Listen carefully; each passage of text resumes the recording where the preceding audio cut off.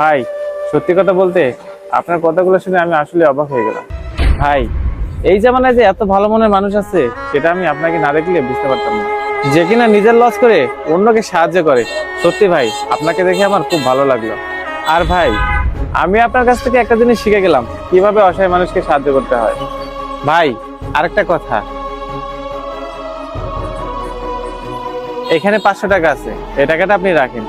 আপনার দোকানে তো প্রতিনিয়ত অনেক অসহায় মানুষ আছে, আর এই টাকাটা দিয়ে যদি আপনি গরিব অসহায়দের সাহায্য করেন তাহলে আমিও আপনার সাথে শরীর হতে পারলাম, আমারও কিছু সওয়াব হলো।